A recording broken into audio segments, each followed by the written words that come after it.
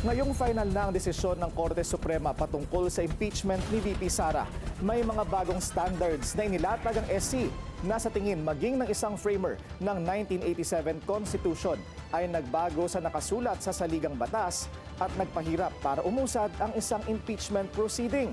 Sa unang issue, ayon sa SC, nilabag ng Articles of Impeachment ang one-year bar rule na nagbabawal sa pag-initiate o pagsisimula ng higit sa isang impeachment proceeding sa loob ng isang taon.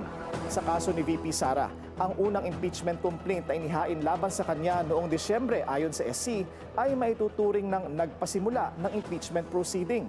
Dahil ayon sa SC, ang reklamong hindi sinama sa order of business ng Kamara sa takdang panahon ay maituturing ng nag-activate ng one-year bar rule. Kaya lumabas na iligal na ang pang-apat na impeachment complaint na inihain noong February 5, 2025 ng at least one-third ng House at ipinasa bilang Articles of Impeachment sa Senado. Paliwanag na isa sa mga framer o miyembro ng komisyong nagsulat ng 1987 Constitution na si Attorney Rene Sarmiento na iba na ito sa text at kahulugan o intent ng saligang batas at paglihis sa naunang desisyon ng SC ukol sa issue. Ano ang definition ng initiation or pagsampa ng reklamo sa House of Representatives? Dalawang elemento po eh. One is a complaint filed by a member of the House or a complaint filed by a verified complaint filed by a private citizen endorsed by a House member. Okay? And then included in the order of business within 10, now ngayon, is it calendar or session days? Sabi natin, 10 calendar days.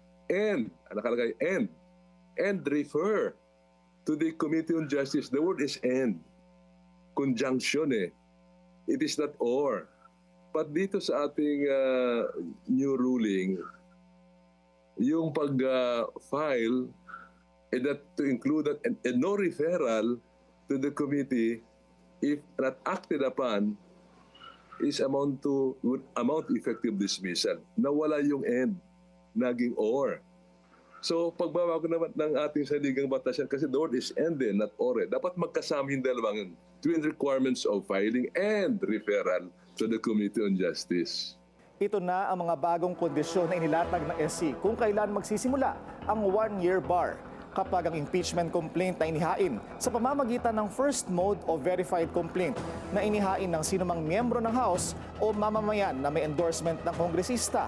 Una, dapat ito ay properly verified at endorsed at nai-refer sa Committee on Justice. Pangalawa, kapag ang properly verified at endorsed complaint ay hindi isinama sa order of business ng House of Representatives within 10 session days o di kaya ay hindi ni-refer sa Committee on Justice sa loob ng 3 session days sa kabila ng pagsama dito sa order of business.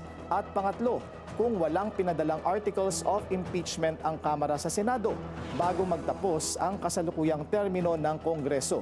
In short, hindi na pwedeng iitsipwera lang ang isang naunang reklamo. Ang session days, paglilinaw ng SC sa motion for reconsideration ay calendar days kung kailan may sesyon ang Kamara.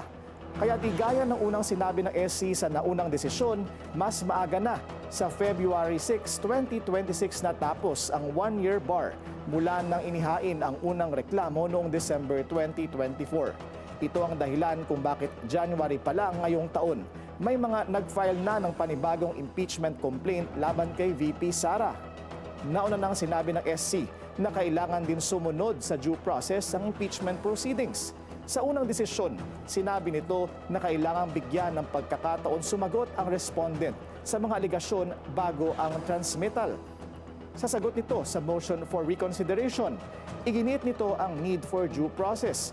Pero sinabing sa ilalim ng second mode of impeachment, kung saan at least one-third of the House na ang nag-endorso, ang pagkakataon ng respondent na mapakinggan sa buong articles of impeachment at ebidensya laban sa kanya ay mangyayari sa paglilitis sa Senado. Ito difficult, I think, for impeachment proceedings to prosper, no? Kasi may maraming kondisyon na sila na binanggit. And the House has to comply with this.